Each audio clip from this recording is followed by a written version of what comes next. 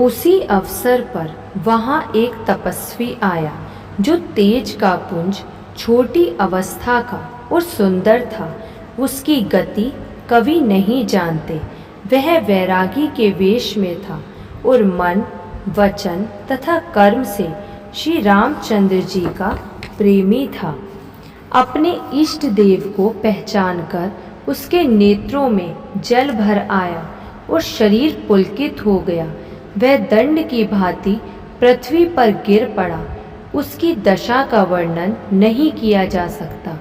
श्री राम जी ने प्रेम पूर्वक पुलकित होकर उसको हृदय से लगा लिया, मानो कोई महादरिद्री मनुष्य पारस पा गया हो। सब कोई कहने लगे कि मानो प्रेम और परम तत्व दोनों शरीर धारण करके मिल रहे हैं। फिर वह लक्ष्मण जी के चरणों लगा। उन्होंने प्रेम से उमंग कर उसको उठा लिया।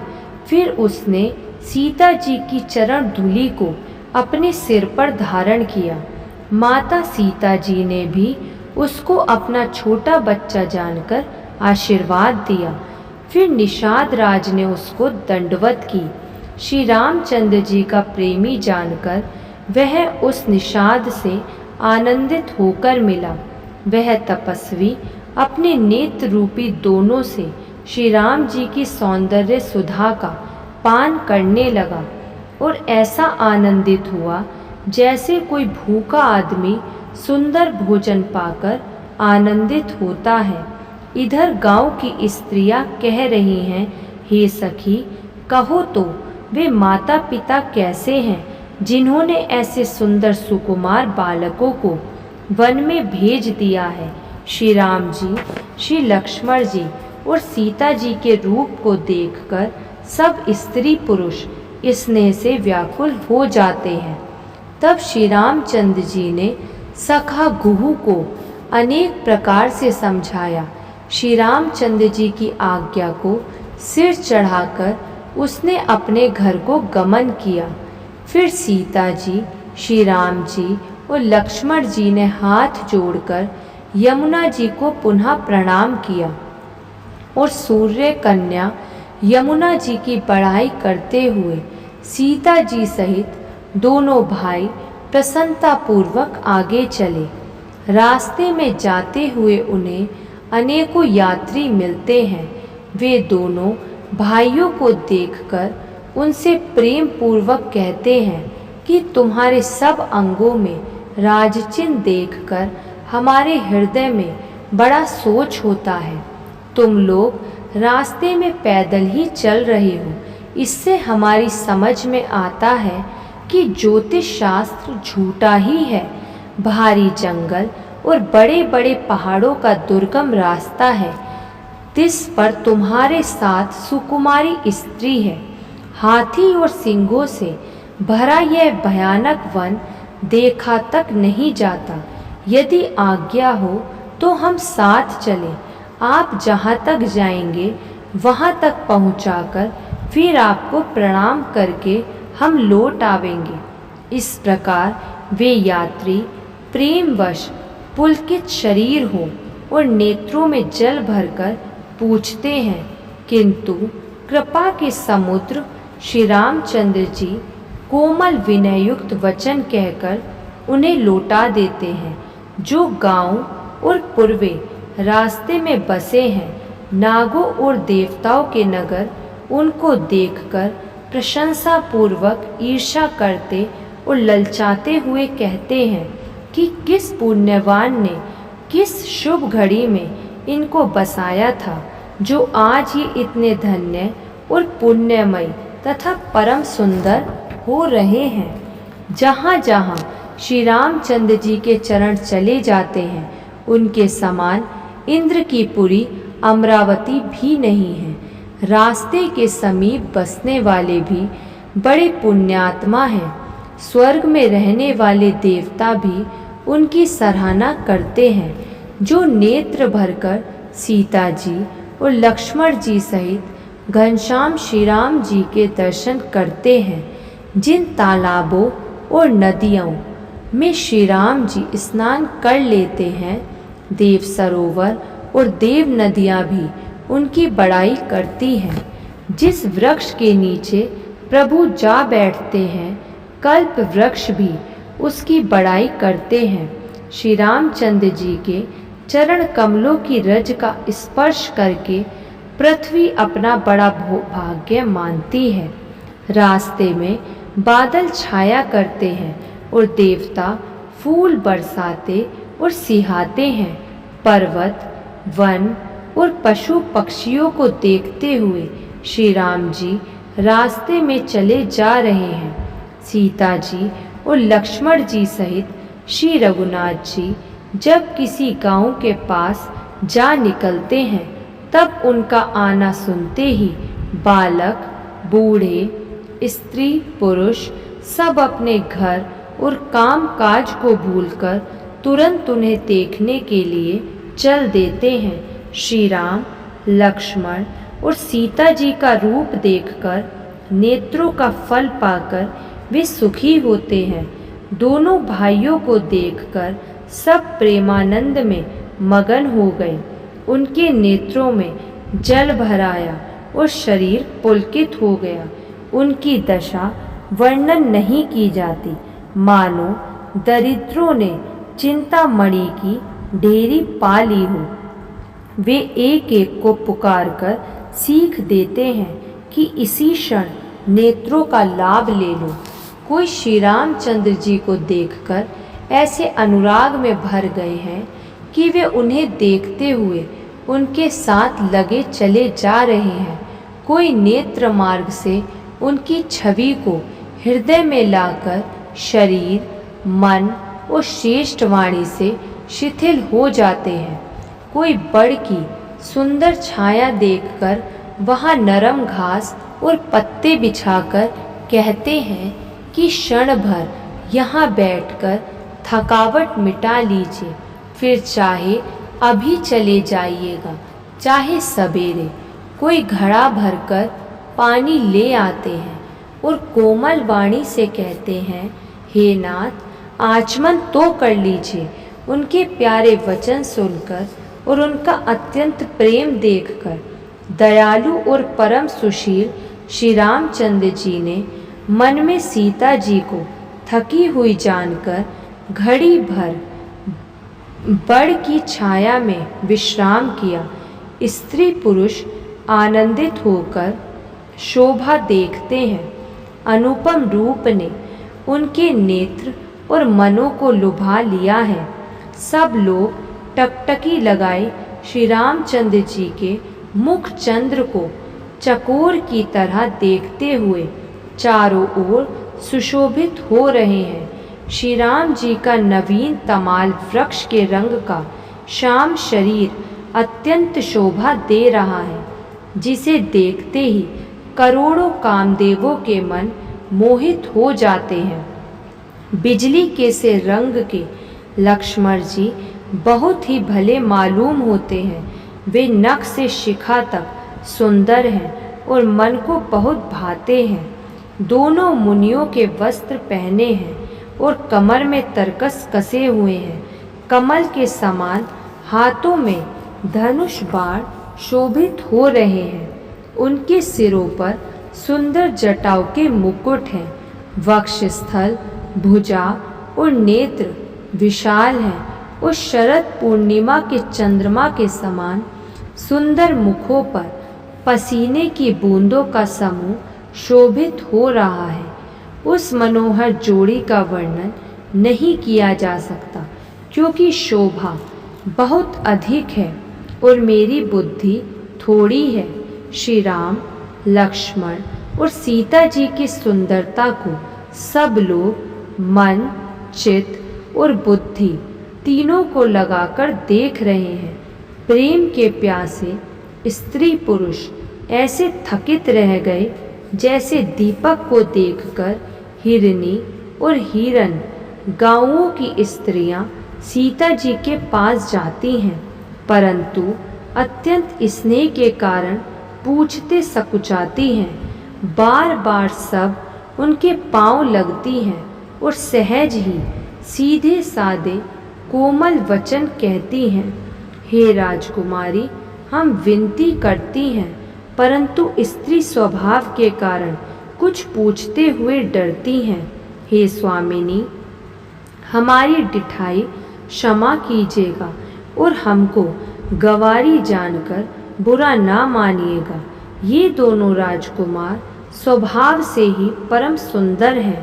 मरकत मणि और स्वर्ण ने कांति इन्हीं से पाई है। श्याम और गोर वर्ण है, सुंदर किशोर अवस्था है। दोनों ही परम सुंदर और शोभा के धाम हैं।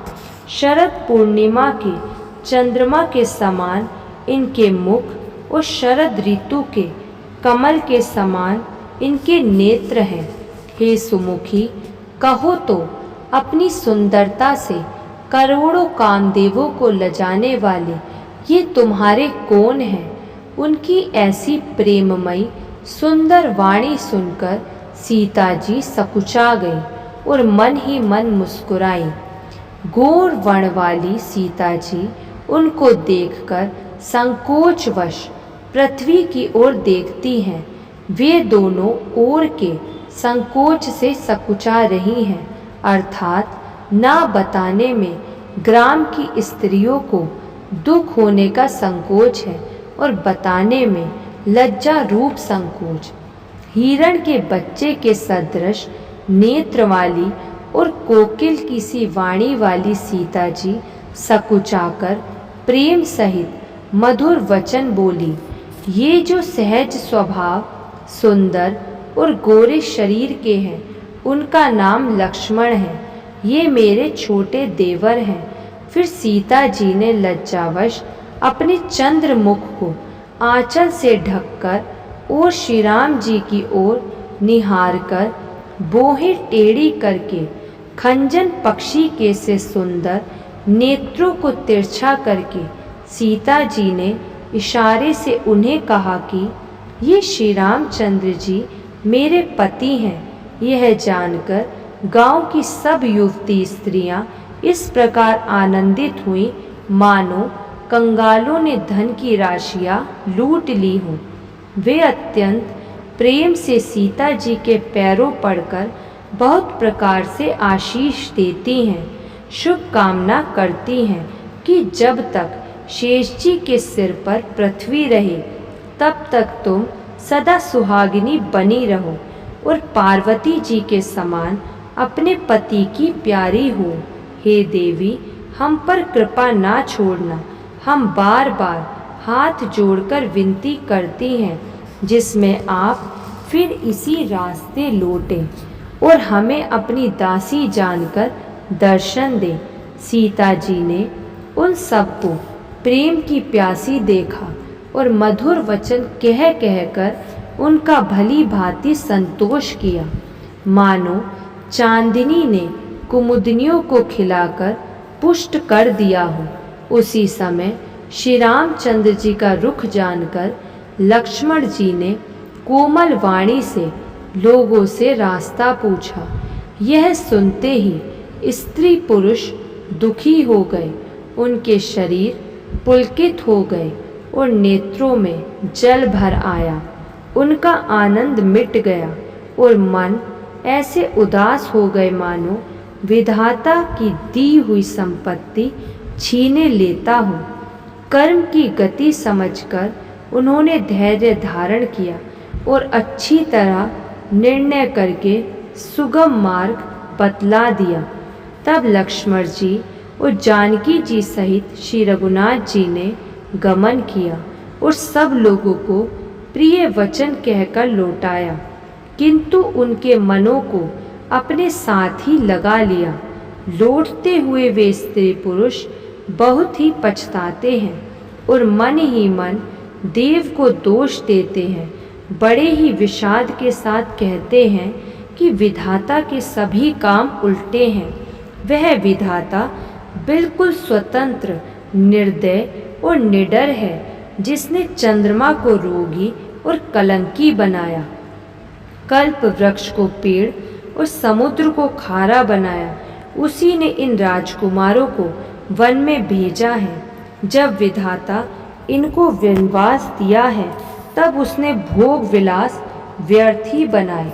जब ये बिना जूते के नंगे ही पैरों रास्ते में चल रहे हैं, तब विधाता अनेकों सवारियां व्यर्थ ही रचे। जब ये कुश और पत्ते बिछाकर जमीन पर ही पड़े रहते हैं, तब विधाता सुंदर सेज किस लिए बनाता है। विधाता ने जब इनको बड़े बड़े पेड़ों के नीचे का निवास दिया, तब उज्ज्वल महलों को बना बनाकर उसने व्यर्थ ही परिश्रम किया। जो ये सुंदर और अत्यंत सुकुमार होकर मुनियों के वस्त्र पहनते हैं और जटा धारण करते हैं, तो फिर विधाता ने भांति भांति के गहने और कपड़े वृथा ही बनाए। जो ये कंद मूल फल खाते हैं, तो जगत में अमृत आदि भोजन व्यर्थ ही है। कोई एक कहते हैं ये स्वभाव से ही सुंदर है, ये अपने आप प्रकट हुए हैं, ब्रह्मा के बनाए नहीं हैं। हमारे कानों, नेत्रों और मन के द्वारा अनुभव में आने वाली विधाता की करनी को जहाँ तक वेदों ने वर्णन करके कहा है, वहाँ तक 14 लोकों में ढूंढ देखूं ऐसे पुरुष और ऐसी स्त्रियां कहाँ हैं। इन्हें देखकर विधाता का मन मुग्ध हो गया। तब वह भी इन्हीं की उपमा के योग्य दूसरे स्त्री पुरुष बनाने लगा। उसने बहुत परिश्रम किया, परंतु कोई उसकी अटकल में ही नहीं आए।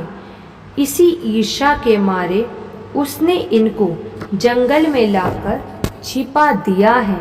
कोई एक कहते हैं हम बहुत नहीं जानते, हाँ अपने को परम धन्य अवश्य मानते हैं जो इनके दर्शन कर रहे हैं, और हमारी समझ में वे भी बड़े पुण्यवान हैं जिन्होंने इनको देखा है, जो देख रहे हैं और जो देखेंगे। इस प्रकार प्रिय वचन कह कहकर सब नेत्रों में प्रेमाश्रुओं का जल भर लेते हैं और कहते हैं कि ये अत्यंत सुकुमार शरीर वाले कठिन मार्ग में कैसे चलेंगे। स्त्रियां स्नेहवश विकल हो जाती हैं, मानो संध्या के समय चकवी सो रही हो, दुखी हो रही हो। इनके चरण कमलों को कोमल तथा मार्ग को कठोर जानकर वे व्यथित हृदय से उत्तम वाणी कहती है। इनके कोमल और लाल लाल चरणों को छूते ही पृथ्वी वैसे ही सकुचा जाती है जैसे हमारे हृदय सकुचा रहे हैं। जगदीश्वर ने यदि इन्हें वनवास ही दिया तो सारे रास्ते को पुष्पमय क्यों नहीं बना दिया। यदि ब्रह्मा से मांगे मिले तो हे सखी, हम तो उनसे मांगकर इन्हें अपनी आँखों में ही रखें। जो स्त्री पुरुष इस अवसर पर नहीं आए, वे श्री सीताराम जी को नहीं देख सके। उनके सौंदर्य को सुनकर वे व्याकुल होकर पूछते हैं कि भाई अब तक वे कहाँ तक गए होंगे, और जो समर्थ हैं वे दौड़ते हुए जाकर उनके दर्शन कर लेते हैं और जन्म का परम फल पाकर विशेष आनंदित होकर लौटते हैं। गर्भवती, प्रसूता आदि अबला स्त्रियां, बच्चे और बूढ़े दर्शन ना पाने से हाथ मलते और पछताते हैं। इस प्रकार जहाँ जहाँ श्री रामचंद्र जी जाते हैं, वहाँ वहाँ लोग प्रेम के वश में हो जाते हैं। सूर्य कुल रूपी कुमुदिनी के प्रफुल्लित करने वाले चंद्रमा स्वरूप श्री रामचंद्र जी के दर्शन कर गांव-गांव में ऐसा ही आनंद हो रहा है। जो लोग वनवास दिए जाने का कुछ भी समाचार सुन पाते हैं, वे दशरथ और केकई को दोष लगाते हैं। कोई एक कहता है कि राजा बहुत ही अच्छे हैं जिन्होंने अपने नेत्रों का लाभ दिया। स्त्री पुरुष सभी आपस में सीधी स्नेह भरी सुंदर बातें कह रहे हैं। कहते हैं वे माता पिता धन्य हैं जिन्होंने इन्हें जन्म दिया।